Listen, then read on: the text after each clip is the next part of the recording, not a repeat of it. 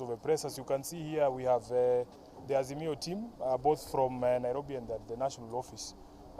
We had received very alarming reports from yesterday of very serious mischief happening at the Tallying Center in Starehe, which is happening at Jamhuri High School.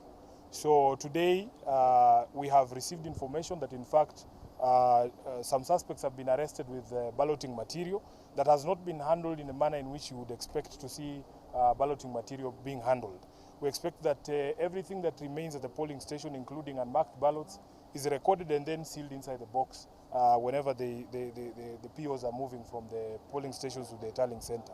We have found here more than 20,000 unmarked ballots. Some of them have marks actually.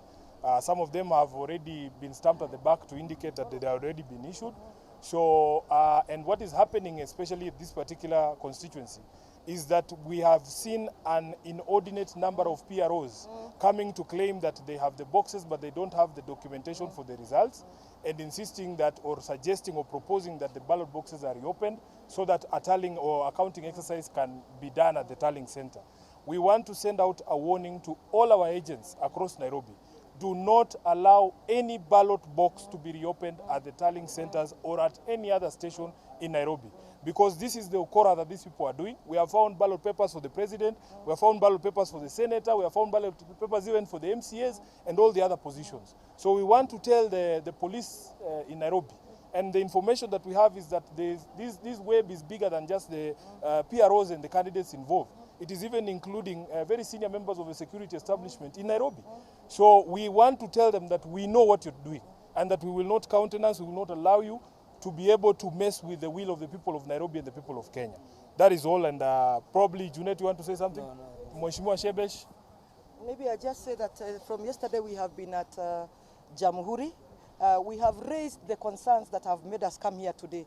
I just want to put it clearly on record that we did complain through the number that IEBC has given on the conduct of the returning officer and the DRO, the deputy returning officer. We complained about it yesterday. We hoped something would be done.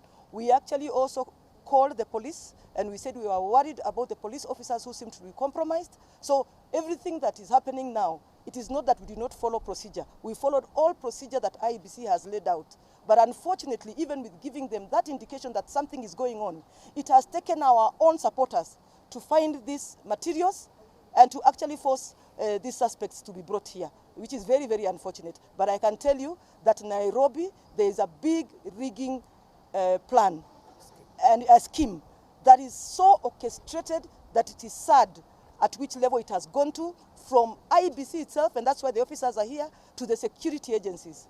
It is sad, and we are going to raise those issues. Asanteni sana. Asante. Yes. You see, these papers that have been brought here are not papers only for senator or governor. Yeah. It's papers for presidential election, senate election, senatorial, gubernatorial, MCA, and women rep, and member of parliament for Starehe. Yeah. Now, this dents the credibility of this election. Because if ballot papers can be carried in a bag, in a rucksack, and somebody walks around with them here in town for 2 good days, it is shocking. What kind of election is this that somebody is trying to do? How did this person access these ballot papers? You remember the way ballot papers arrived in this country? Zilikuja kwa njia ya utatanishi at the airport. Some commissioners even say they're not aware of the arrival of the ballot papers. Now somebody is walking with them in town here in Nairobi. This must be happening in all parts of the country. Because if somebody could access ballot papers, you know, documents like ballot papers in Nairobi, well, what stops him from accessing in a rural place where there is no police, even proper security, proper surveillance? So we want IEBC to come out clearly on this matter. This is not a small matter. Yeah. We want IEBC to come out clearly and tell Kenyans what is this that's happening in this election, that somebody can carry, you know, ballot papers like newspapers in town here. Because now, over 13 what are they called? PROs are claiming that they don't have documents to present with their ballot boxes. Yeah. They are claiming that the papers are inside the ballot boxes. They want the ballot boxes to be reopened. Yes. That means those ballot boxes passed somewhere and they were filled, stuffed. Then now they want to open for retally. What kind of desperation is this that our opponents are trying to do in cohorts with the IEBC people? we want IEBC to come clear on this matter, because this is seriously denting the credibility of this election. We are going to the tallying center. We are going to demand that we be given the results for Starehe. I don't think that the people of Starehe or the people of Nairobi can wait any longer. And that the ballot boxes of those 13 PROs cannot be included as results for the election of the Member of Parliament of Starehe or for any position here in Nairobi, including the presidential vote. You had we have results. That's what I'm telling you. The problem is not at the polling station. The problem is at the tallying center.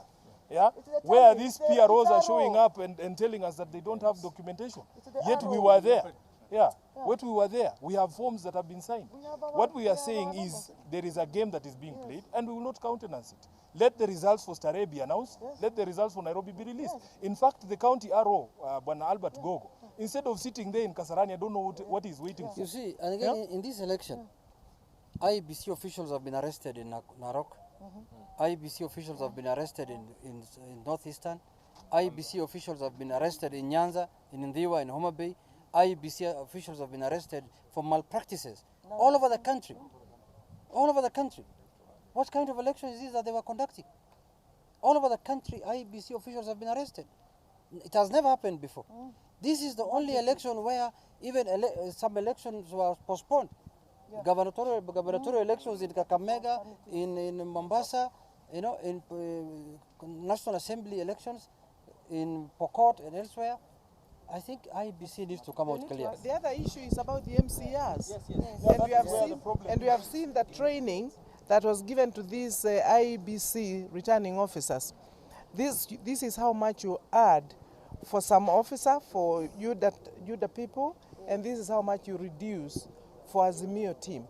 And that's how we have been lower. And when they try to tally them, they don't even agree.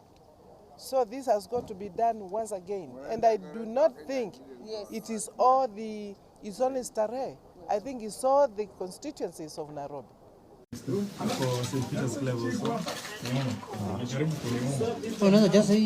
Hiyo yote wako na whole reel. Kijaziwa hii umeshinda. Hiyo kijaziwa? Like stamp. Look at the back, it's stamped. Already. And you know the stamping was only to happen at issuance. Yeah. Already done.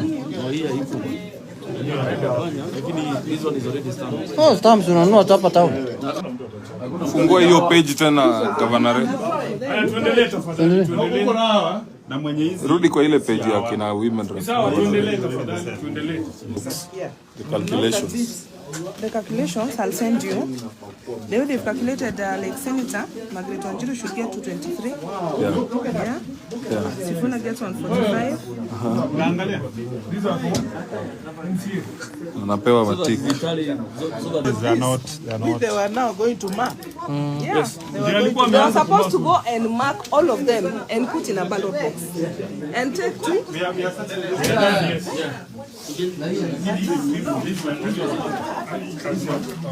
That's a whole reel. Okay.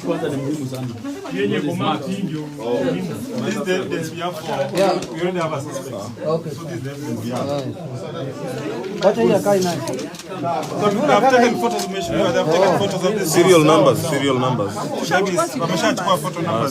Patia moja kai nayo. They show up with ballot boxes and then claim to have lost the results. Then they ask you to agree to open it so that it is counted. Yeah. Because they have already... In 3 constituencies in Kibra, they did that at Old Kibra Primary School. When? Today? Today, Embakasi Central today, and then even Kamkuichi and here told us there was one box that they wanted. This is what they're doing. This is what they're doing. So,